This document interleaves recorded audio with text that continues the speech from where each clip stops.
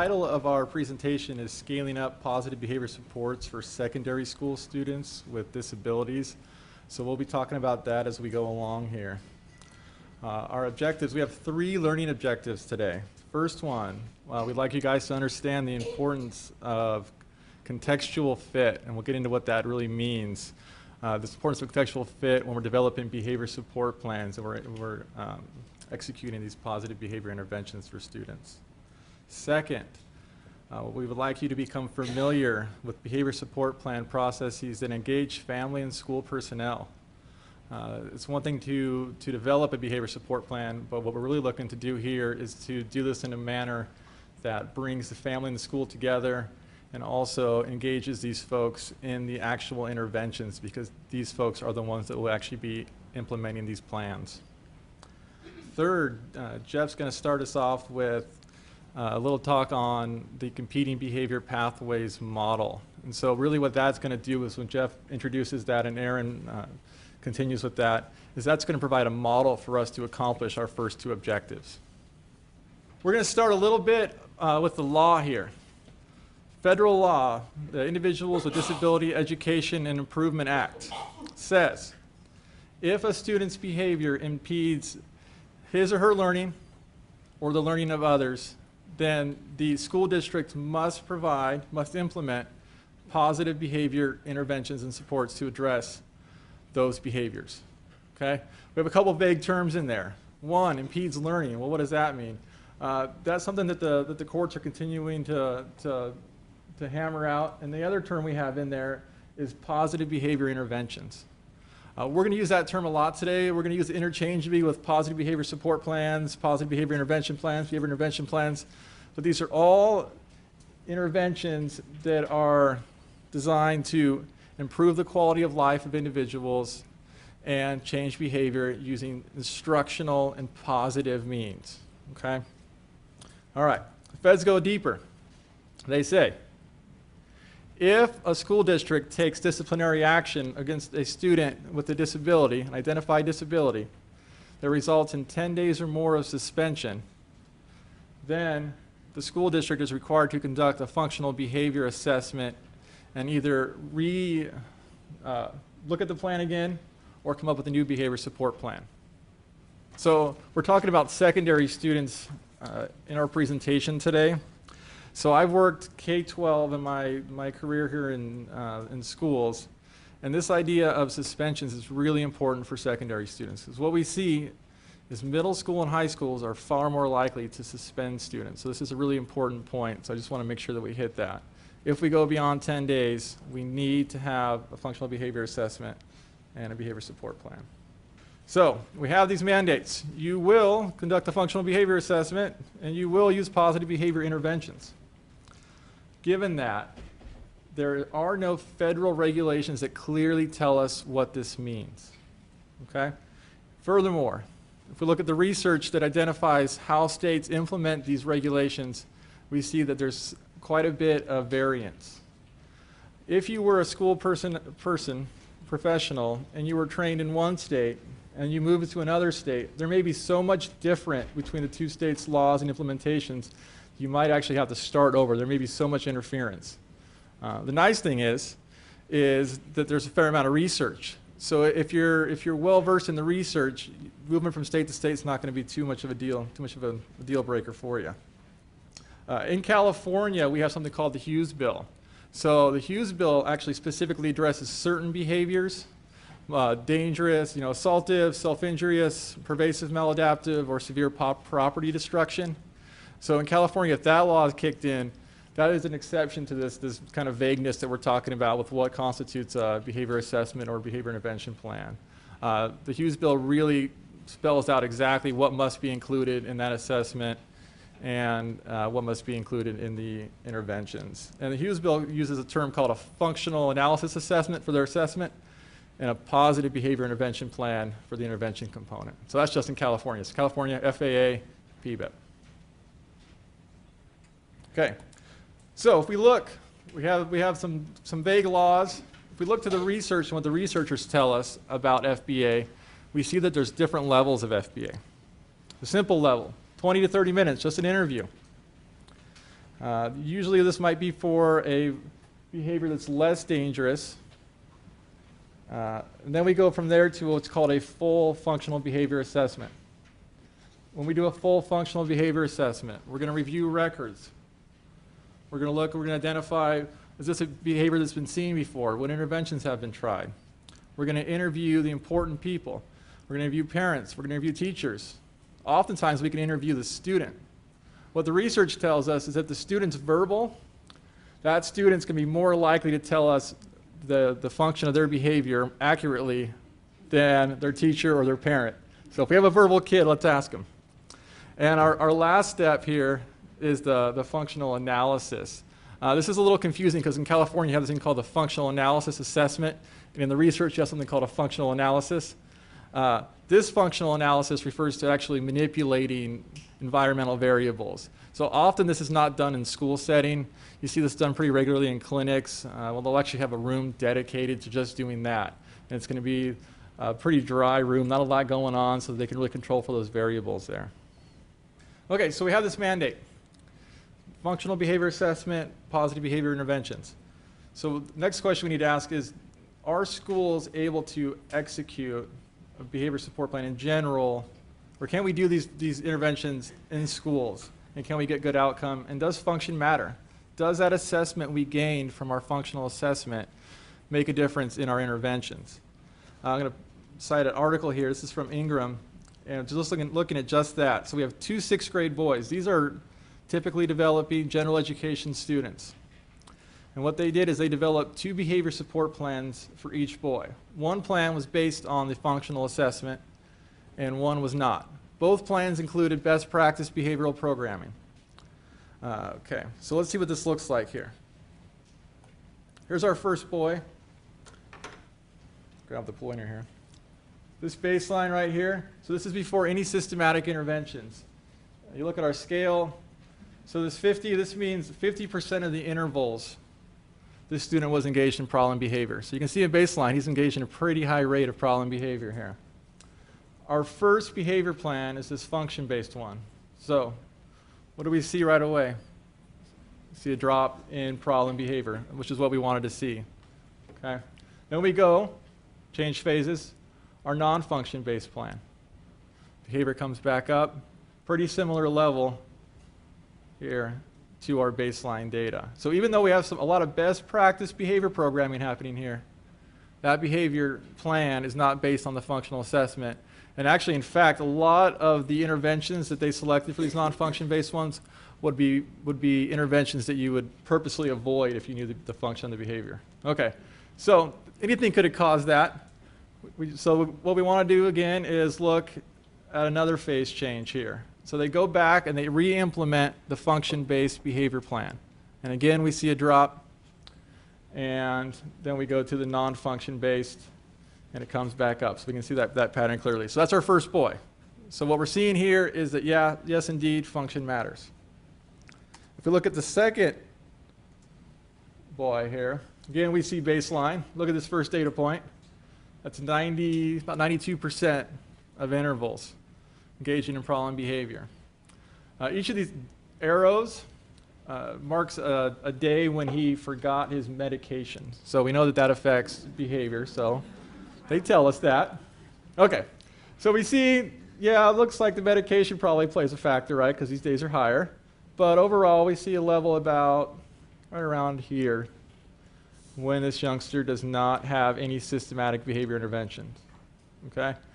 When they worked with this kid, instead of providing the function-based behavior plan first, they first went to the non-function-based, so the one that they hypothesized would be less effective. And we see that initially it starts off and it's pretty effective. Maybe there's some novelty effects there, and then it starts to kind of lose its luster. When we go to the best practice behavior plan based on the functional assessment, we're seeing numbers really low here again. And then they do a couple more just to check it out, just so we can prove that we have control over that. So we know that there's a mandate. We know that function matters. So what does the research say on students with autism or ASDs and these practices? What we see here is a chart. On the top, it is the established treatments identified by the National Standards Project. And on the left here, it is the evidence-based practices identified by the National Professional Development Center on ASDs. Okay, so we have two big organizations that have done a fair amount of research telling us what works with students with ASDs. In the middle, everything here with these green checks are places where both of them overlap. So not only do we have one organization saying that these are effective practices, we have two. And this red square here tells us these are the behavioral packages. These are interventions that are very commonly used with behavior support plans, positive behavior intervention plan. Okay, so Rob Horner, who's one of our big PBS researchers, tells us that schools are really good at taking a great idea and doing it badly. So we have a mandate, right? You shall do FBA and BSP. We have an effective practice, right? We know it's an effective practice. We know function matters. We know that these are effective strategies for students with autism. We even know these are effective strategies for secondary students with autism, okay? But when we look at the case studies, or the cases, so this is when we have hearing cases, what we see is that hearing officers consistently rule in the favor of parents because school districts forget to implement the positive parts of the positive behavior intervention plans. So they do the PBS plan without the P. I think you know where I'm going there. Okay. So you're a school district, you're losing cases, right? What's your response? Typical school response. I'm going to go get myself either a behavior specialist, or I'm going to train my school psychologists, my special education teachers to increase their skills in these interventions, okay? So what we see in the research, though, is when we do this, and we go back and we look at these behavior support plans that these specialists create on their own, we see that technical adequacy is high. Technical adequacy means that they've selected research-based interventions. They've put these research-based interventions in the right place. These interventions match function, which we talked about earlier, and the importance of that, okay? But what we do see also is contextual fit is low, okay? So we got a really good looking behavior support plan that's going to look dynamite in this kid's folder, but it's not fitting the environment, and therefore it's not likely to happen, okay? So we talked about contextual fit. That's actually one of our learning objectives. I'm just going to read you this definition real quick here. So it's the fit between the behavior support plan and the values, skills, resources, and routines of the people who will carry out the plan. So if this plan is directed at the home environment, this is likely going to be the parents. At the school environment, we're going to be using the teachers, support personnel, administrators, speech language therapists, so all those school personnel, okay? So you can see if we develop a plan and it doesn't fit the values, skills, resources, and routines, it's not likely to be implemented. Okay, so how do we address this? So what happened next is we looked at, well, what if, or I should say Horner and Benazzi looked at here, what if the school team developed a behavior support plan? They know what their values are, they know their routines, they know their skills. Let's have them develop the plan, let's see what we get here. When we do that, contextual fit is high. This makes sense, right? We have the school team developing the plan. They're going to select interventions that they can execute, right? That match their values, that fit their schedules, okay? But we have the wrong interventions being selected. So we have plan being implemented, but the wrong plan. Do we get behavior change? No. So we're talking about secondary schools here. So just thinking about secondary schools, there's a lot of additional challenges with fitting that environment. I just want to give you 1 second just to think about what high schools look like, what middle schools look like, and we'll pull some of them up.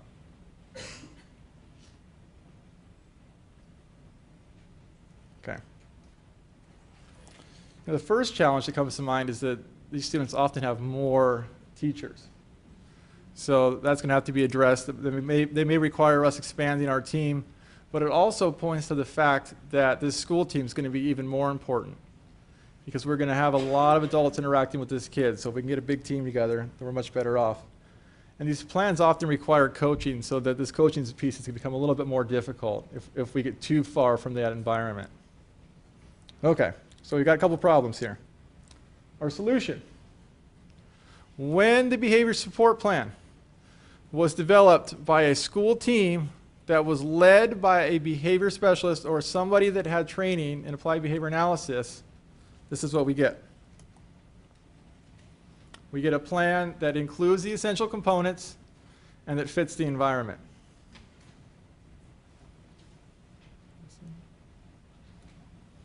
Okay. So when we're talking about scaling some of these practices up, we also need to talk a little bit about the environment itself. If my kids' intervention plan is dependent on the values of that school and the skills and resources, I want that school to be functioning as well as possible. One way we do that is through developing schools through positive behavior support, school-wide positive behavior support. And what we look at is schools that have undergone that training piece. It's about 18 hours of initial professional development, and then they follow up in the additional years here and do some more. Our top schools are schools that did not participate in this professional development. And what we see is 16 of the 19 behavior support plans those schools developed were weak, and 0 of the 19 were rated as good or superior. So if you're at one of these schools and a school team's developing your behavior intervention plan, your behavior support plan, and you're a kid, you don't even have a roll of the dice shot at getting a good, technically adequate plan. In our schools, in schools that have undergone school-wide PBS training, what we see is still we have a pretty high number here, 9 that are characterized as weak. But we also see 9 that were rated as good or superior. And this is just the school teams. So we're just kind of stacking the odds in our favor by creating a better, more positive, more accepting environment. So what are the principles of school-wide PBS? I'm going to go over just a couple of the universal ones here. One is that we can teach behaviors effectively. When I first started in education, and probably 7 or 8 years ago, this really seemed foreign to me. This idea that you needed to teach the expected behaviors. 2, we need to intervene early. This is probably not more true than with any population than with our students with ASDs. Use a multi-tiered model of service delivery. Use research-based, scientifically validated interventions. We're going to monitor students' progress towards these interventions. Use data to make decisions. And we're also going to use assessment to identify students, to monitor their progress, and to design interventions. Okay. Here's a triangle. Can't have a presentation without a triangle these days. I just wanted to show you this really quickly. These are just generalizations here. We see, 75 to 85% of students are likely going to respond to your universal systems that every kid gets if you do it right. That depends on the school, and that depends on how well they're implemented. And then you see that at the middle level here, the secondary level, that 10 to 20% of students. Each school is going to have its own triangle, its own pyramid. So that's going to look different based on a number of factors. So these are just some generalizations. The other thing I wanted to point out about this triangle here, the PBS triangle, is at every level, the first intervention listed is effective academic programming. So that's a really important consideration. When we're doing any kind of positive behavior interventions or supports for our students, we have to ask, is that kid appropriately placed into the curriculum? Is that instruction appropriate? Because it's really not ethical in a school setting to be operating on behavior if that kid's sitting in a class where he has no opportunity to learn. I'm just going to hit a couple of the unique difficulties that secondary schools encounter when they try to do this work here. One is the size and institutional nature of secondary schools. I did most of my teaching career was at the elementary level. I taught at a school that had 350 kids. In my district, we have middle schools that have almost 1,000 students and high schools with over 2,000 students. A high school with over 2,000 students has over 100 adults working at it. So these are big ships to steer. So to overcome that, what's important is that we have a leader, a principal that wants to engage in this process, and we have a representative team as well. So representative team doesn't mean that it's a special education teacher, 3 special education teachers and the principal doing this work. What we need are teachers from different grade levels, different subject areas, general education and special education, before we can move that. Limited responsibility. High school teachers are likely to see over 100 students a day.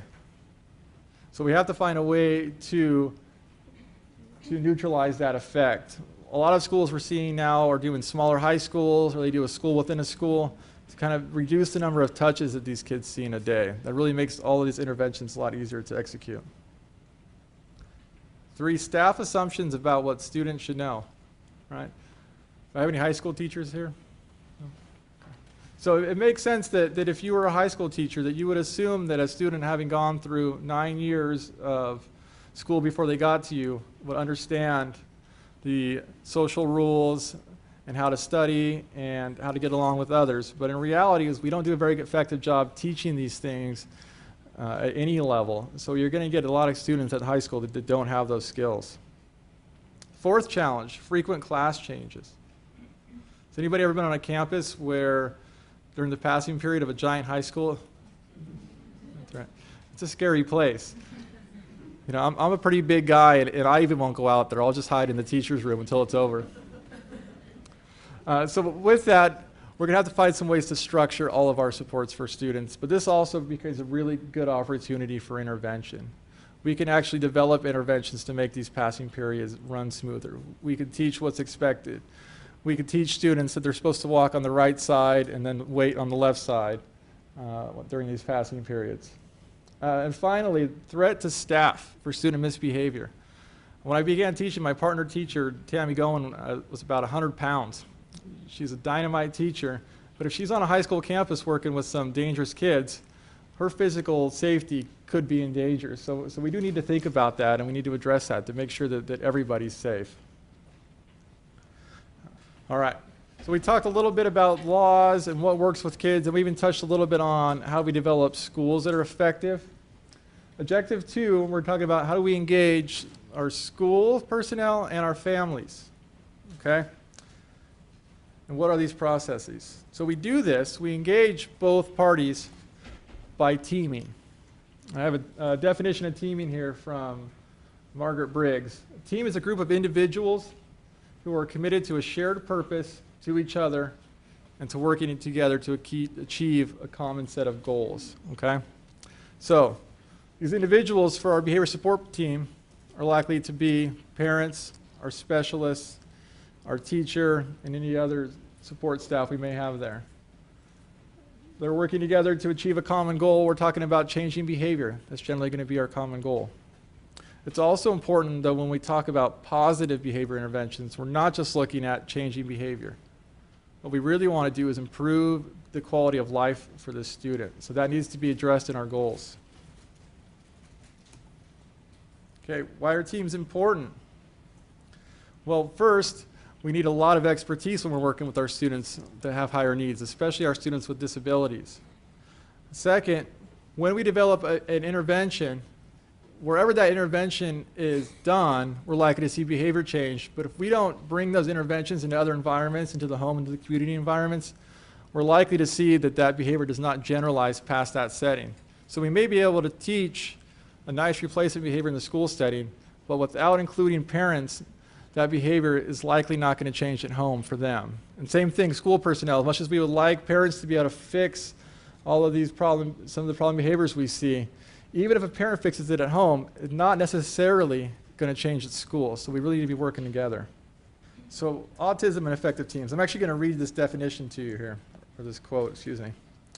Recent developments in the field of autism and related disabilities have included 2 prominent themes: the emergence of functional assessment as a requisite step in behavioral support, and a growing acknowledgement that families represent the most essential resource for the social, intellectual, emotional, and behavioral development of their children. So we talked earlier, we had a question about including parents, right? This is going to be essential. So we have to use these good behavior practices, and we need to include families. This is the list that Briggs puts out on things that effective teams do. So I can get there. And I'm not going to read you this list because we're going to go into a few of them here. first one we see here is missions and goals are clearly stated. When developing a behavior support plan, if you're doing it in a team, what I personally do is I always wait till I have a consensus on what we're doing.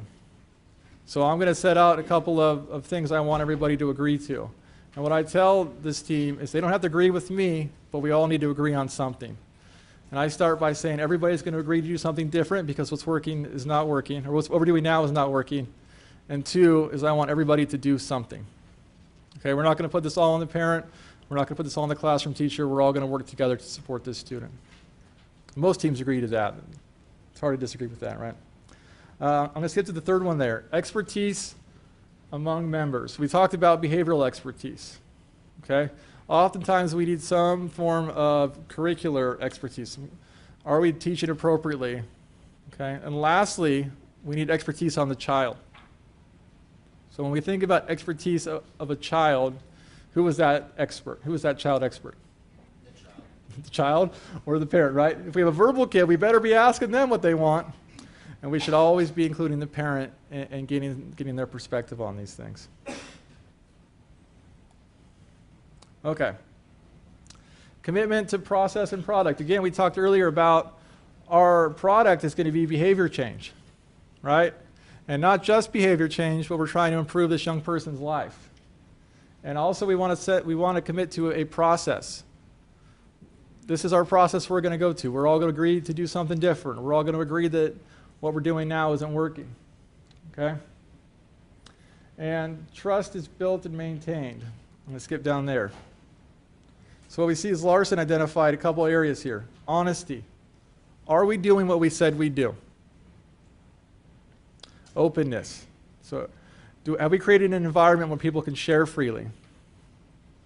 Consistency. Are we implementing these interventions on time and appropriately and mutual respect so that we can have teams that share openly? Leadership is strong. Our school leaders are our principals. It's important that we include them when we develop these behavior support plans. Oftentimes, what you'll see is a principal has knowledge of a resource that's at that school that nobody else will know about. They know about the budgets. They know about the extra rec aid that has a half an hour that's not scheduled right now that it could come in and do some tutoring or provide some social reinforcement. So include those principles. And lastly here, I'm just going to end on system thinking prevails. When doing research for this, I came across a PowerPoint that George Sagai put together, and it had an anonymous quote. And it said, public policy is the allocation of limited resources for unlimited need. So we know that we have to be executing these behavior plans, but we also need to do this in a way that's systematic and in a way that's efficient, because we will literally run out of resources if we're not careful. To do that, we need to build effective school environments, and we need to build effective teams that can do this work fairly quickly and without the need for extensive coaching so that we can get on to the next one. So the more effort we spend in developing these systems, the more efficient we'll be. So how do we get to talking about competing behavior pathway? And what I'm not going to tell you is that Luke Anderson and I were sitting in an airport in Denver, Colorado, coming back from a positive behavior support conference, which you've probably figured out that he likes PBS. You'll find that I really like PBS too. But we were talking, and he had mentioned that we had an opportunity to present here, and I said, you know, let's include Erin Chargan. And I knew that if we called her, she'd be grocery shopping with both of her kids in her arms, and she'd have her phone off to the side, and she would do anything to just get off the phone. And so she said yes. And but that's not what I'm going to tell you about. What actually I'm going to tell you about is that we come to competing behavior pathway through kind of a history of researchers. And actually I was talking to Dr. Sprague at the University of Oregon last week, and I said, where did competing behavior pathway actually originate? I had some ideas. I know where my training had come from. I know what books I had to read. And so one of the things that he had mentioned and actually sent me a citation for is that there was a gentleman by the name of Felix Billingsley who in 1985 published an article called Competing Behavior. And one of the things that we can think of with when we talk about competing behavior, right, is that those are two behaviors that we as human beings cannot do simultaneously. So for example, I can't run and walk at the same time. Later on, Billingsley and Rob Horner from the University of Oregon published a number of papers, which I'm not going to tell you what those papers were. However, that led to Dr. Horner and Dr. O'Neill publishing a book in 1990 and then again in 1997 about practical systems for doing functional behavior assessment. From there, you see that Horner and Crone come together, and they too publish a book in 2003. How do I fit into this? Well, some of you don't know this, but Erin Chargan happens to be my wife. And because of her and Ron Huff, I am where I am today. And I actually say that humorously in the sense that if I had not met Dr. Huff, I probably would not be in the field that I'm in. And of course, had I not met Erin Chargan, I clearly would not have accomplished a number of things that I have. But the reason why I loop Erin into this is that we both went to the University of Oregon together for grad school, and one of the courses that you were required to take was advanced behavior supports that was taught by Dr. Horner and Dr. Sagai. And one of the things that we were in, or one of the tools that we were introduced to was competing behavior pathway. And we came back to Sacramento, our home, and just to give you a little history and context of where that went is that I went to work for San Juan Unified School District, a school district made up of about 54,000 students. Some numbers to think about is that about 8 to 11% of them are identified as special needs. Approximately maybe 20 to 22% can be identified with emotional or behavioral challenges. And then, as Luke mentioned, that secondary level of education tends to make up the greatest amount of business around problem behavior through suspension and expulsions. And what we found in San Juan was that about 64% of all suspensions and expulsions came from middle school and high school. So when you're the only two behaviorists in the district, and I haven't told you about the other one, Jim Wood, you can imagine we had a lot of work, especially with our title, and we were trying to figure out how we were going to do competing behavior path in a school with 54,000 students with all of those potential clients. One of the things we came up with is that every Tuesday afternoon, Jim Wood and I would go into 2 separate rooms, and every hour we'd have a team from anywhere in the district which represented the teachers, the principal, maybe the psychologist, and the parents. And that was the only way we agreed to meet with them, is that they would come into the room and we would give them an hour of time doing competing behavior pathway to kind of look at how we could create some quick behavior supports, determine if we needed to do data collection, maybe we could get some interventions in place right away. I can tell you that year we were packed. We couldn't have had enough Tuesdays in the week to have done the work that was coming to us. So Luke, Jim, and I decided we were going to go train schools. And as he mentioned, after 18 hours of professional development, a team is kind of seen as actually a site team, a school site team is actually seen as being a little bit more skilled at dealing with behavior. Well, we actually figured that at about 6 to 9 months of training, we'd actually show them tools that we were using as behaviorists or psychologists or educators when doing functional behavior assessment. And I can tell you at Trajan Elementary on Greenback and Hazel at 7 o'clock in the morning every Friday, I had an educational team that would come together and we would use this tool. And teachers were excited. Teachers were actually leading the process, and principals were, school principals were hearing about it and they wanted to learn more about it. And as more as elementary schools were using these tools and bragging about the success they were having, middle school and high school administrators wanted us to come train them. So that's kind of the story in a nutshell, which gives you a general idea of how we come to competing behavior pathway in this presentation. Now what my job is to demonstrate for you what that looks like. We've kind of told you that it's connected to functional behavior assessment, it's connected to PBS and research and such. It's a system for problem solving. And one of the things that you want to, I've just kind of cited a few points here, is that it allows us to understand factors that contribute to the occurrence of behavior. So all of the behaviorists in the room, how many behavior specialists, behavior analysts, highly trained behavior people, right? So most of us know that when we're doing behavior support assessment, or if we're listening to folks that are giving us information, we're really listening for those environmental contributors to behavior. The other thing is we want to, I mean, any of us that are doing behavior support planning and have to produce a report or add it to an IEP or submit it to some group, we definitely want to make sure we're meeting the responsibilities of IDEA or Hughes Bill, right? There's no reason to go through this exercise if it doesn't serve us in some way too. And that we can meet our responsibilities under our job description, make sure that we're doing it well, and that, that it's indicative of quality work. It directs us on how we might respond in intervention. So as we're collecting this information, right, we really already should be in a mindset of we're hearing some ideas from the people we're working with. They're kind of telling us what those resources are. They're telling us the interventions. They're telling us the time available. They're telling us which educators or other support staff really like the kid and who to really stay away from. So we're getting some ideas in this process.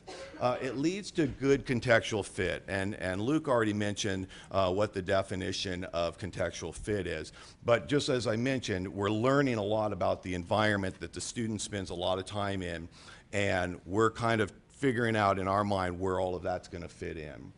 We use competing behavior pathway in a team-based approach, and I think that's what we like the most about it. It's a tool that you can do by yourself at your desk. As I was a kindergarten teacher, I've worked in preschools, and I will tell you right now, had I had competing path when I was in a preschool role, especially with children with behavior issues and IEPs, I most likely would have used this tool, put it on a clipboard. I would have actually sat down 2 weeks into my school year and started filling it out about those kids who were going to require a little more help and intervention.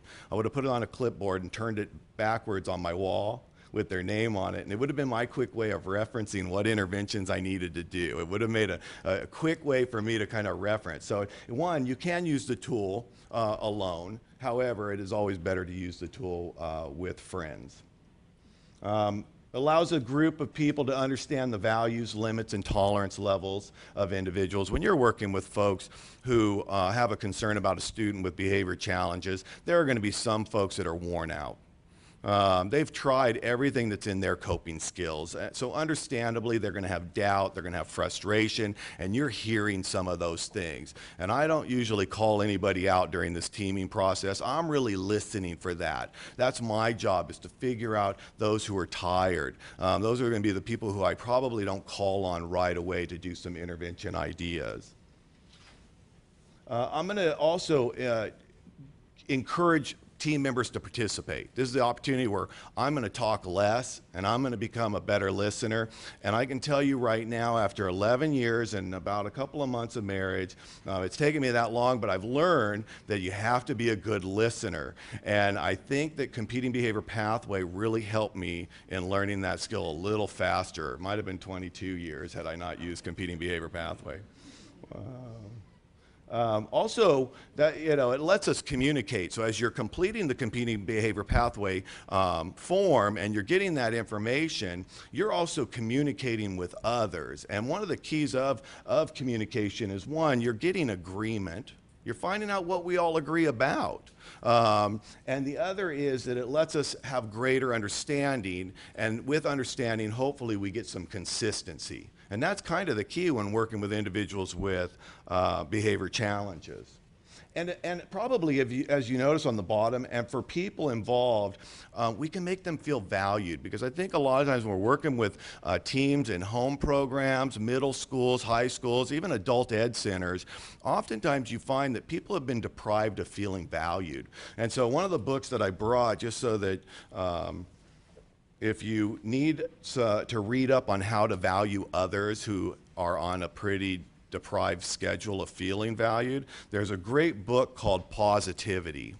And this is a mandatory read for all behavior specialists and behavior analysts, and probably anybody who's working with children and maybe even for yourself, but it's based on phenomenal research, but really points out that we need to reinforce those who are giving us information about the competing behavior model. So some of you are probably saying, well, how does competing behaviors pathway support some of our responsibilities as behavior specialists, behavior analysts, psychologists, others who do behavior support planning? Obviously, I'm not going to go over these terms. I mean, they're commonly used terms when we're doing behavior support planning. But I think the key is that, you know, obviously we need to identify and define the problem behavior. We have to figure out what events, times, situations that predict when the problem behavior will occur. We want to develop one or more summary statements. If I'm working in a middle school or a high school and I'm working with 5 or 6 teachers and I'm using the competing behavior pathway, I can quickly figure out that I'm going to probably be getting a lot of different hypothesis statements or hypotheses statements. So I think one of the things that you'll find with competing behavior pathways is that you're going to actually get a lot of different perspectives of why that behavior is occurring or under what conditions or why that behavior is working for the young person.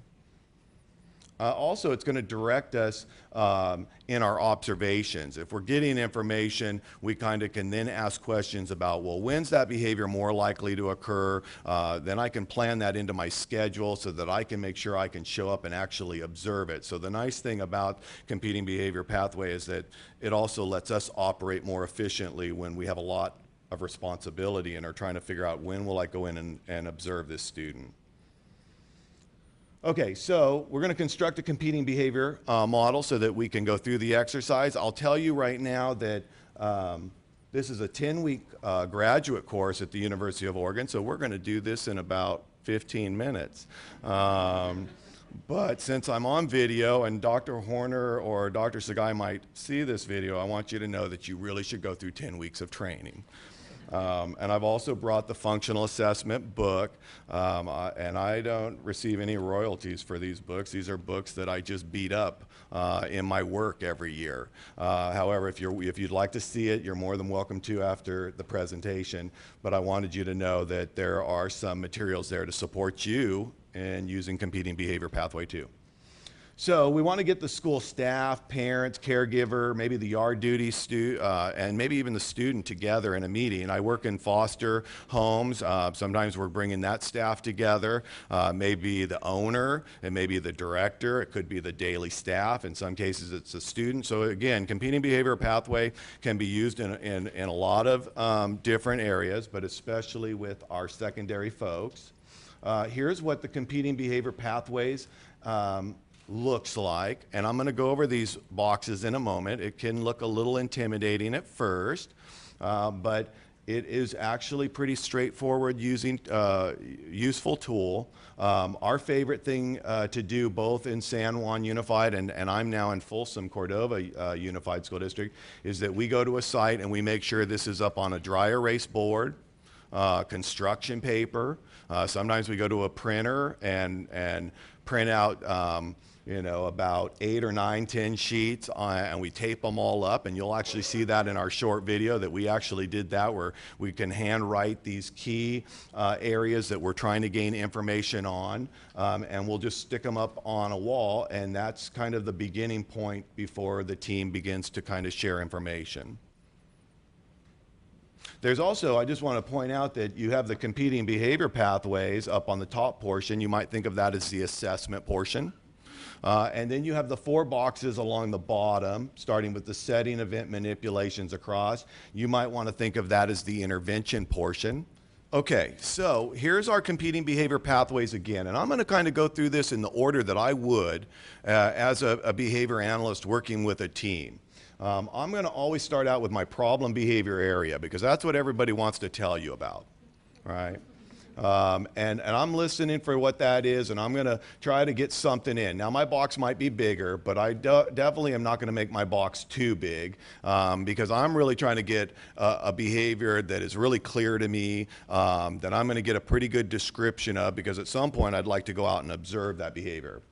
I'm also going to listen to what the antecedents are. Some of you might hear the term triggers or predictors of the behavior. So I'm going to go from problem behavior to antecedents, and then I'm going to be listening for the consequence, the maintaining consequence. And I'm not thinking function yet. I'm actually thinking about those things that occur immediately after the behavior. So for example, I have a 3-year-old son and a 6-year-old daughter, and my 3-year-old son throws an object at his sister, right? And maybe I didn't see that antecedent. All I see is the toy that's being thrown at her. And the maintaining consequence might be that I ran into the room and I said, "Don't you do that anymore." Right? We haven't determined function yet, but clearly we can put in the maintaining consequence that Dad walked into the room, gestured with his finger, "Don't you do that anymore." And that's what I'm going to write in there. We'll figure out the function of that behavior later on as we're getting more information. But I will tell you for Charlie, it's usually that he has figured out that if he does that a few more times, I'll stay in the room, and now he has a playmate. So for those of you that are behaviorally trained, the function of that behavior is?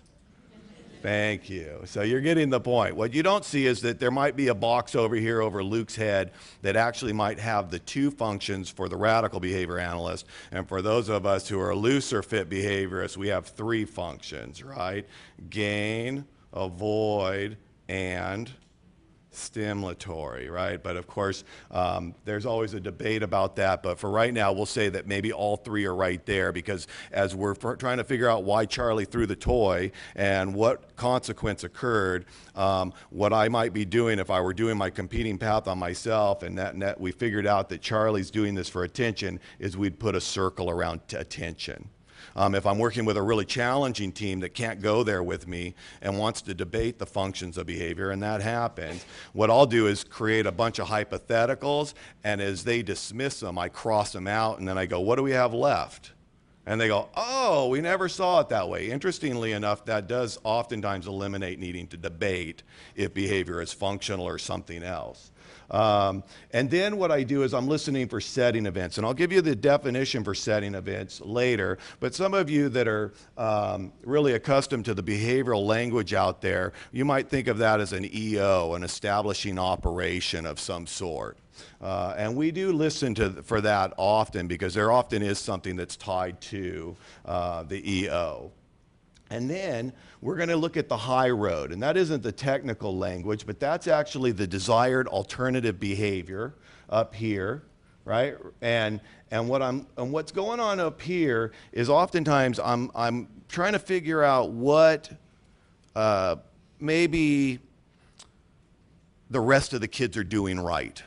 I'm trying to figure out, that's kind of my norm reference area. I might be talking to a bunch of maybe 5 middle school teachers, and I say, "Well, what are the other kids doing when that antecedent occurs?" And they'll say they're on task, they have their pencil in their hand, their face is down towards their desk, they're completing their work. And then I'll say, "And what's the maintaining consequence for that?" And oftentimes we get, "Huh?" And I'll go, "What happens immediately after that behavior?" And I get a second, "Huh?" And sometimes in those cases, I'll say, "What really happens there?" And we kind of have to work that through, and maybe I'll get, "Will they get more work?" Maybe they get a thumbs up. "I like that you're doing your work." Some teachers I know still, even in middle school and high school, might give a Jolly Rancher, something of that sort. So I'm trying to figure out what those kids are getting. So I've got this pattern going, I've got this pattern, and then we'll get into the acceptable alternative behavior, because what O'Neill teaches us is that the acceptable alternative behavior must serve the same function. And as Erin had mentioned to me in our preparation of this presentation, she said, "But the number one thing that you're going to find working with teams is they're going to say, 'Well, why shouldn't the kid just have this happen and do that? And if we do this, aren't we letting them get away with something?'"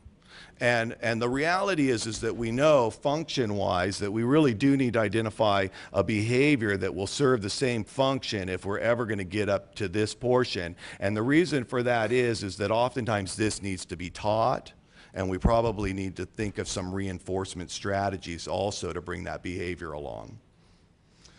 Along the bottom portion in the behavior intervention section, you're going to have setting event manipulations. Notice this box corresponds with setting events problems. Antecedent manipulations corresponds with antecedent issues or concerns, or at least the antecedents that bring about the problem behavior. We're going to look at behavior teaching. The reason why this box reads behavior teaching is because we're going to identify strategies for a couple of different things. One is we're going to develop specific interventions for bringing about our acceptable alternative and making sure that it serves the purpose for the young person to receive the reinforcer that's already occurring for the problem behavior. But we're also going to start outlining some specific interventions for the desired alternative as well. And then Luke also mentioned in our preparation for the training, he wanted to make sure that I did not miss this point, and it's a very valid one, is that when we start talking about the consequence manipulations, one is that we want to talk about those reinforcers that we want to limit for the problem behavior, and we also want to cite those reinforcers that we want to enhance for both the desired behavior and the acceptable alternative behavior. So you can start to get an idea that this competing behavior model that we've been taught begins to kind of address that issue of I can't walk and run at the same time. And if the goal is that, if the issue is that walking is bad and the desired behavior is running, then one of the things that we're going to have to do is figure out what's the acceptable alternative and what might be the acceptable alternative for running or walking and running. A jog, a trot, what is there, speed walk now, right? So that might be the acceptable alternative, and then up there is the desired alternative. But the real key is that we also want to be mindful of that maybe if Jeff will, when Jeff walks, we're going to use planned ignoring, assuming that it's a tension function or even a tangible. When he trots or walks quickly, his wife will give him $5. And if he runs, he gets $50, right? So we're going to think really about how we might, manipulate and use reinforcement to bring about the ultimate behavior.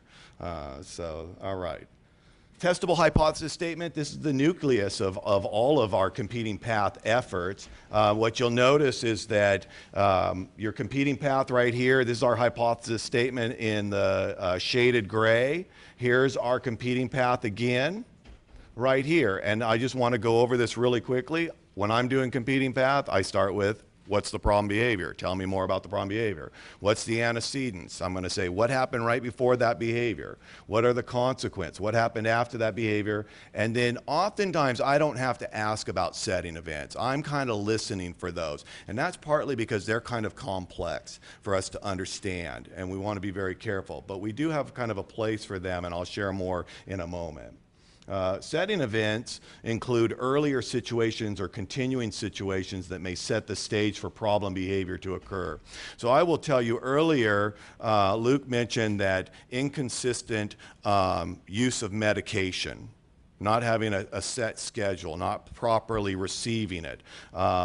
That would be a setting event issue. Working in middle schools and high schools, I also worked at Orangeville Adult Ed Center across from, help me, the community college, American River. And one of the things that we found working with secondary folks and adult ed centers is that relationships form. So if I'm working with a young man with autism who's had a girlfriend for a week, and he comes to class, and on his way to class, his girlfriend says, psh, psh, come here, I'm not going to date you anymore. And then that young man, he's sad, he's hurting, he walks into the class, and his teacher says, you're late, sit down. And he goes, I'm out of here, right? We know that the antecedent for the I'm out of here, right, was the teacher saying, you're late, sit down. That was the immediate antecedent. However, probably the breakup a few minutes earlier probably made that antecedent a little stronger. So one of the things that is important is we're listening to setting events, but if you think the reinforcement question when working with educators is complex, try to have one about setting events. But it's just kind of you just kind of want to learn how to use them. I think for the most part, I've given you a really good understanding of competing behavior model. However, I just want to show you, and I'm not going to go through each of these because you should already know, start at behavior, go to antecedent, right? go to consequence, then listen for setting events, go to the high road, the desired alternative behavior, then look at the acceptable alternative. Here's a scenario that we use Jeff, which isn't me, but we put that name in. When Jeff is seated near peers, he begins, what does that say? We did something. He begins talking to get attention from his peers. These behaviors are more likely to occur when he hasn't had peer contact for 30 minutes. So what you get is the problem behavior, talking, off-task behavior in the class. It's when he's around preferred peers. It's to get their attention. And we've identified a setting event as lack or deprivation of peer contact for 30 minutes. And I already gave you kind of a sample of when something actually happens. In this particular case, we might have a deprivation going, but in the case where the girl breaks up with the boy, that's definitely not a deprivation. He was hoping he'd be deprived of that breakup, but that's not how it worked out. He was actually given something, bad news. We go to the high road, desired alternative, typical consequence, the acceptable alternative. And then we have our assessment portion. O'Neill teaches us that we should not propose to reduce a problem behavior without identifying alternative replacement behaviors. Through the competing behavior model, we've identified two, the desired behavior and the acceptable alternative. So we're meeting the law and we're also meeting best practice. We've kind of gone over those general areas. We used me as an example as having a problem behavior being disruptive in class, which I was most of my public education experience. But really what you see here is that the team did a great job of completing the competing behavior path to help me. And what has happened is in the end, in the beginning, we had a blank form, and now we have a completed form. A number of things can happen here. If the team gives a thumbs up and we have agreement, we believe that's data. And we can start to move forward towards intervention. If the team kind of is inconsistent, then somebody like Aaron, Luke, myself, or some of you go out and do observation to confirm that hypothesis statement and decide, you know what, we really don't even have a really good idea about this problem behavior. Let's get the team together. Or, you know what, the team was pretty close and we can move forward with the interventions. In a lot of cases, a lot of staff, parents, site administrators get some real aha moments in this short time that we're working together, and they will go out and start working with that kid tomorrow and making a change in everybody's life, especially the young person. And a lot of times when that kind of success happens, you see parents, the educator, and the student actually having a much better relationship. So I just wanted to finish with showing you the completed competing path version. And Aaron? So I have a couple examples. We'll get through them as quickly as we do. Feel free to ask me questions. This will give you some intervention ideas, which I think is important as practitioners as you leave here today. So my first kiddo that I want to talk to you about, well, he's not a kiddo anymore. He's a young man. He's a 12th grade male. His name, we're going to call him CM for our sake here. He was diagnosed with autism. He attends an ILS class / SDC class. Part of his day is in ILS, part of his day is in SDC with some mainstream. ILS is independent living skills, SDC is special day class. His teacher-student ratio is relatively high. In the ILS class, we have 3 teachers to 12 students, and in the SDC class, he had 3 teachers to 9 students. And his parent involvement was high. We've talked a lot about parents today. I thoroughly enjoy working with families, and in this situation, CM's parents were very involved in his behavior interventions. CM had 2 behaviors that we're going to discuss today. The first one was verbal protest, so he would defined as making a negative verbal statement such as, I don't want to do this, I don't want to do work, I hate school, something to that effect. The second behavior was not completing his work when presented with a task. So his teacher or the aide in the class would give him a task to do, and he would get up from his seat, walk around the room, go do something else. He was off task. So those were the 2 behaviors of concern. I put both of them on the problem behavior here is because they are serving the same function. When the problem behavior serves a different function, you would always do a different competing path. It's very important not to put different functions on the same competing behavior path. But for our sake here, I did group them together. So we have verbal protest and work not done. The antecedents are triggers for CM. And let me back up a step. We were at an IEP meeting, and the mom was really frustrated because her son was having these behaviors, and she's been hearing over and over again, how he's having these behaviors.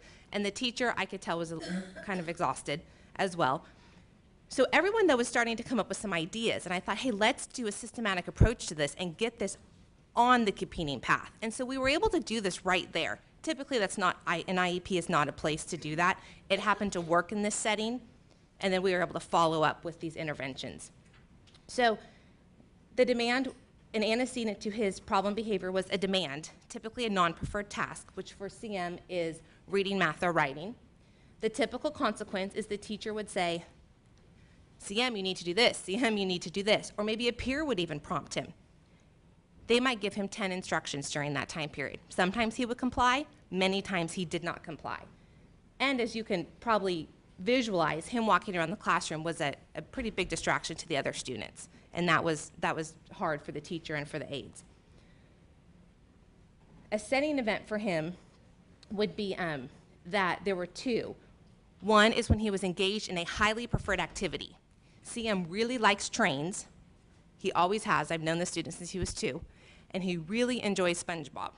And so if he was engaged in something about that, either a book, a computer program, something, it was very hard to take him away from those activities. And Monday was a setting event. The schedule was always different on Monday at this high school, and he had a difficult time transitioning on days that were different from the majority of his week. The team hypothesized, that he had an avoidance, escape, maintain function for his behavior. Now, obviously, when we asked, hey, what do you want CM to do? And this is exactly how we would propose this in a meeting. The parent and the teacher said, we want him to do what he's asked.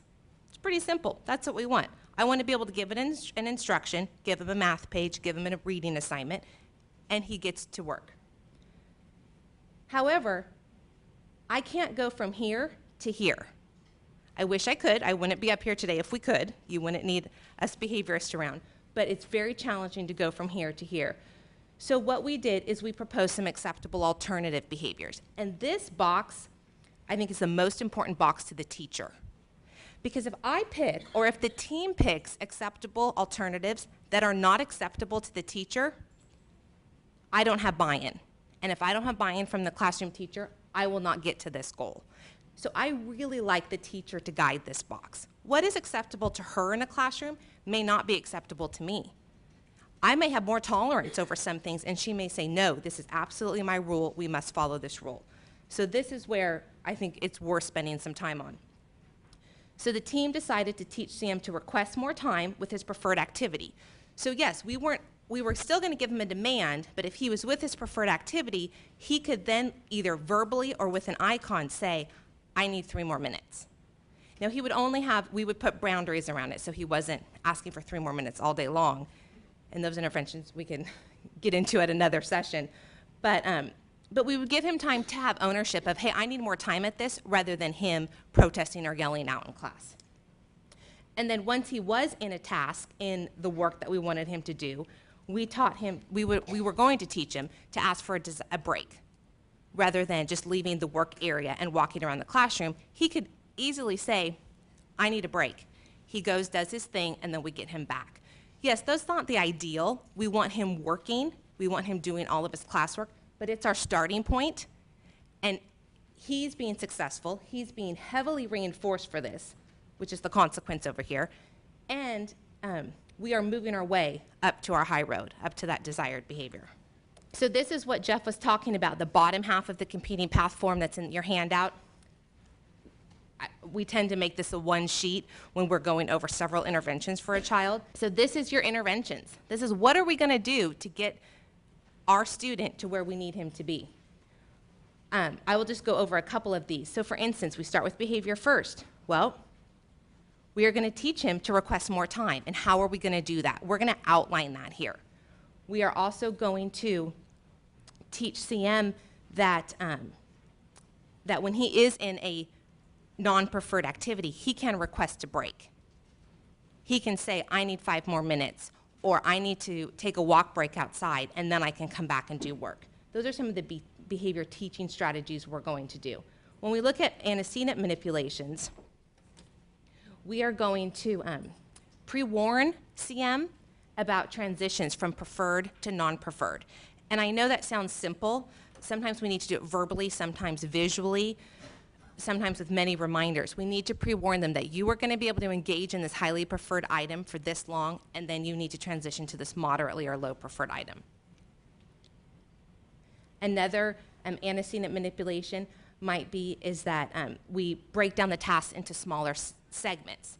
Yes, we need him to complete his math page. We need him to complete his reading assignment. But he's not to the point, his baseline data is showing us that it's going to take a little bit, it's going to take us to break it down before he completes it. So he may do 10 problems, or 3 problems for that matter, and then we'll reinforce him. Again, when we talked about setting event manipulations for CM, that Monday was tough for him. So we could do a couple things. As soon as he gets to school, we can neutralize the setting event by one of the adults in the classroom laying out the schedule for him. So he knows right away, this is what you're going to be doing today. Because we had such parents that were highly involved, mom or dad could also do that Sunday night or the Monday before school. So we could really hit that a couple times for him. So let's have him go to school with less anxiety about Monday being a change day, and really teaching him what will be expected of him that day. And then another setting event manipulation is that we want him to pick his reinforcer. This kiddo has always been a reinforcer kid. He wants certain things and he wants them now. So when he comes to school and he needs to do his task, prior to that task, we're going to let him choose what he's working for. Okay, I'm going to work for this trained book, I'm going to work for this trained computer program, and then he'll more likely get to work to go earn that activity. So that was CM, and again, he was pretty much in a special education classroom setting. I want to give you another quick example. I won't go over both of the competing paths here, but what I want to highlight here is this child is in a regular education classroom setting. So the supports look different in regular ed, right? We have one teacher, we have 32 kids. Now this classroom does have an aide that is currently being faded though. So the competing behavior path can work in different environments. It doesn't just have to work in an SDC more contained class with higher levels of support. What's great about this example is that when we were brought onto this case, he was a step away from being removed from this regular ed environment. And now, as I'm showing you these examples today, we're working on fading the one-to-one aid, and he's successful in that or in his regular ed environment. So that's, again, that proof of these things really work. MA had a lot of behaviors when we first started with him. So when we got to the team, they just had a list. This is what he's doing, and we need to make it stop. So one of the takeaways from today's session that I want you to have is when you're looking at several behaviors, you really need to pick 1 or 2 to start with. And what I like to look at is, do they fall under the 5 Ds? The 5 Ds would be, is the behavior dangerous? Is it destructive? Is it disruptive? Is it disgusting? Or is it developmentally inappropriate? Right? Like if you have a kid who's picking his nose all day and he's in 7th grade, that's disgusting, and it's social suicide also, so we need to stop that for him. So when we're looking at MA, 2 of his behaviors really fell under dangerous and destructive. So we need to address those first. Okay, so yes, you're going to run across kids, maybe some kids of your own that have several behaviors, but let's figure out where they fall into this. We targeted the inappropriate social contact and the aggression, of course. Of course we would target aggression. Inappropriate social contact had an aggression component because he would flip kids on the head. That was his way of initiating social opportunities with him. He didn't want to hurt them. He didn't know how to initiate with them. So we taught things like 5 and up, high five, and what's up. Give him some interventions, and then we had to teach his peers to accept those interventions, so they would say, oh, I'm good, or how are you, or give him a high five back. So what I want to show you here is that while our task was really high, we needed to address the other 2 first. I have 2 final thoughts before you guys get out of here. Thank you for your patience. One is that competing path does not just only work in the school setting, it works in the home setting. While we have 2 school district people here with us, I do half of my work in schools and half of my work in home settings. And when I'm working with a family and we're trying to find out the function of problem behavior, it's often good to pull out this tool because you may have parents, grandparents, caregivers, older siblings who are on different pages. And then our final thoughts for you today is that we really want to include all the implementers that are important adults in the young person's life. Who is important in that child's life? Those people need to be a part of this planning process. And when we do that, we ensure that contextual fit that we know the research tells us over and over again. That's the difference between your great plan going in the file cabinet and never being looked at, or your great plan being a living document that we're using on a daily basis. We know that the research supports that when our stakeholders, so all the people involved in the plan, feel that their values have been heard, this takes off. So we want to hear everyone, and I think Jeff did a nice job of explaining that. The competing behavior pathway is a systematic change. I'm a very linear thinker, so this works really well for me because I can go out into an environment where people have a lot of emotions and say, okay, let's break it down and find our solution. And this systematic process allows us to do that. And then finally, we are in a world as educators and practitioners and families where we're in times where we're asked to do more with less. And because of that, we have to be efficient with our time. That's just a fact, with our time and our other resources. I think this gives you that. This gives you the tool to get out there, like in a Tuesday hour meeting, and say, I can now have a tool and have some interventions that will change the behavior of a child. And that's why we're here today. And I know secondary can be a daunting place, secondary school, but the important thing to take away is that it is doable to change behavior, not only with our little guys, but also in the secondary schools as well. Thank you very much. The UC Davis Mind Institute was created in 1998 with a promise to find cures for neurodevelopmental disorders. Every day, our physicians and researchers come closer to fulfilling that promise. Their groundbreaking research on autism, Fragile X syndrome, chromosome 22q11.2 deletion syndrome, ADHD, and other brain disorders are helping children achieve their fullest potential. Please visit our website to find out more about current studies, upcoming events, and how you can help make a difference.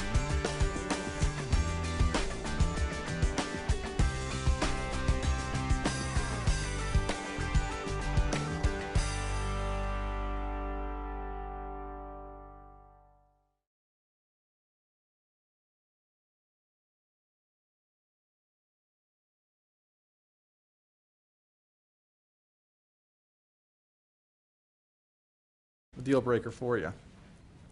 In California, we have something called the Hughes Bill. So the Hughes Bill actually specifically addresses certain behaviors, dangerous, assaultive, self-injurious, pervasive maladaptive, or severe property destruction.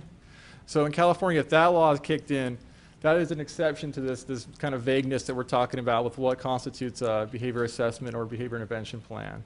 The Hughes Bill really spells out exactly what must be included in that assessment and what must be included in the interventions. And the Hughes Bill uses a term called a functional analysis assessment for their assessment and a positive behavior intervention plan for the intervention component. So that's just in California. It's California, FAA, PBIP. Okay, so if we look, we have some vague laws. If we look to the research and what the researchers tell us about FBA, we see that there's different levels of FBA. The simple level, 20 to 30 minutes, just an interview.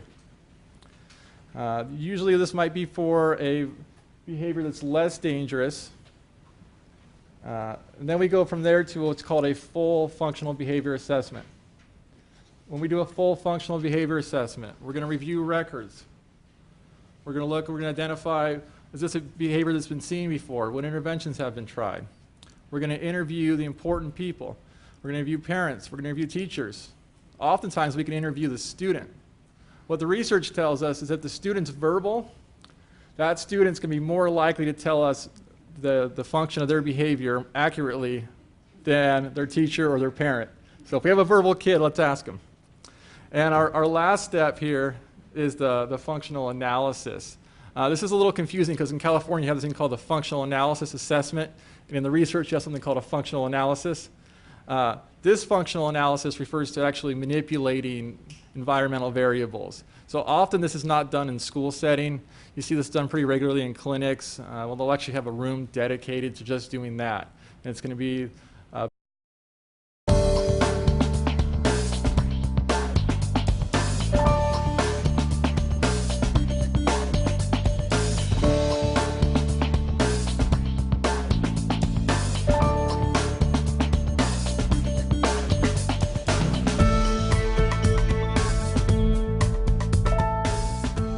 title of our presentation is Scaling Up Positive Behavior Supports for Secondary School Students with Disabilities. So we'll be talking about that as we go along here. Our objectives, we have 3 learning objectives today. First one, we'd like you guys to understand the importance of contextual fit, and we'll get into what that really means. The importance of contextual fit when we're developing behavior support plans and we're executing these positive behavior interventions for students. Second, we would like you to become familiar with behavior support plan processes that engage family and school personnel. It's one thing to develop a behavior support plan, but what we're really looking to do here is to do this in a manner that brings the family and the school together and also engages these folks in the actual interventions, because these folks are the ones that will actually be implementing these plans. Third, Jeff's going to start us off with a little talk on the competing behavior pathways model. And so really what that's going to do is, when Jeff introduces that and Aaron continues with that, is that's going to provide a model for us to accomplish our first 2 objectives. We're going to start a little bit with the law here. Federal law, the Individuals with Disability Education and Improvement Act, says if a student's behavior impedes his or her learning or the learning of others, then the school district must implement positive behavior interventions and supports to address those behaviors. Okay? We have a couple vague terms in there. One, impedes learning. Well, what does that mean? That's something that the courts are continuing to hammer. And then we go to the non-function based, and it comes back up. So we can see that pattern clearly. So that's our first boy. So what we're seeing here is that, yes, indeed, function matters. If we look at the second boy here, again, we see baseline. Look at this first data point. That's about 92% of intervals engaging in problem behavior. Each of these arrows marks a day when he forgot his medication. So we know that that affects behavior, so they tell us that. Okay, so we see, it looks like the medication probably plays a factor, right, because these days are higher.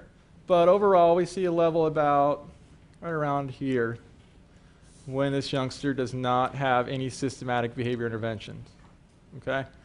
When they worked with this kid, instead of providing the function-based behavior plan first, they first went to the non-function-based, so the one that they hypothesized would be less effective. And we see that initially it starts off and it's pretty effective. Maybe there's some novelty effects there, and then it starts to kind of lose its luster. When we go to the best practice behavior plan based on the functional assessment, we're seeing numbers really low here again. And then they do a couple more just to check it out, just so we can prove that we have control over that. So we know that there's a mandate. We know that function matters. So what does the research say on students with autism, or ASDs, and these practices? What we see here is a chart. On the top, it is the established treatments identified by the National Standards Project. And on the left here, it is the evidence-based practices identified by the National Professional Development Center on ASDs. Okay, so we have 2 big organizations that have done a fair amount of research telling us what works with students with ASDs. In the middle, everything here with these green checks are places where both of them overlap. So we're out, and the other term we have in there is positive behavior interventions. We're going to use that term a lot today. We're going to use it interchangeably with positive behavior support plans, positive behavior intervention plans, behavior intervention plans. But these are all interventions that are designed to improve the quality of life of individuals and change behavior using instructional and positive means. Okay? All right. The feds go deeper. They say, if a school district takes disciplinary action against a student with a disability, an identified disability, that results in 10 days or more of suspension, then the school district is required to conduct a functional behavior assessment and either look at the plan again or come up with a new behavior support plan. So we're talking about secondary students in our presentation today. So I've worked K-12 in my career here in schools, And this idea of suspensions is really important for secondary students, because what we see is middle school and high schools are far more likely to suspend students. So this is a really important point, so I just want to make sure that we hit that. If we go beyond 10 days, we need to have a functional behavior assessment and a behavior support plan. So we have these mandates. You will conduct a functional behavior assessment, and you will use positive behavior interventions. Given that, there are no federal regulations that clearly tell us what this means. Okay? Furthermore, if we look at the research that identifies how states implement these regulations, we see that there's quite a bit of variance. If you were a school professional, and you were trained in one state, and you move to another state, there may be so much different between the two states' laws and implementations, you might actually have to start over. There may be so much interference. The nice thing is that there's a fair amount of research. So if you're well versed in the research, movement from state to state is not going to be too much of a deal, too much of a pretty dry room, not a lot going on, so they can really control for those variables there. Okay, so we have this mandate. Functional behavior assessment, positive behavior interventions. So the next question we need to ask is, are schools able to execute a behavior support plan in general, or can we do these interventions in schools? And can we get good outcome? And does function matter? Does that assessment we gained from our functional assessment make a difference in our interventions? I'm going to cite an article here. This is from Ingram, and just looking at just that. So we have 2 6th grade boys. These are typically developing general education students. And what they did is they developed 2 behavior support plans for each boy. One plan was based on the functional assessment, and one was not. Both plans included best practice behavioral programming.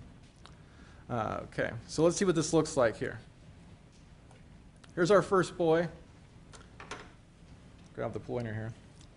This baseline right here, so this is before any systematic interventions. You look at our scale, so this 50, this means 50% of the intervals this student was engaged in problem behavior. So you can see a baseline, he's engaged in a pretty high rate of problem behavior here. Our first behavior plan is this function-based one. So what do we see right away? We see a drop in problem behavior, which is what we wanted to see. Okay. Then we go, change phases, our non-function based plan. Behavior comes back up, pretty similar level here to our baseline data. So even though we have a lot of best practice behavior programming happening here, that behavior plan is not based on the functional assessment. And actually, in fact, a lot of the interventions that they selected for these non-function based ones would be interventions that you would purposely avoid if you knew the function of the behavior. Okay, so anything could have caused that. So what we want to do again is look at another phase change here. So they go back and they re-implement the function-based behavior plan. And again, we see a drop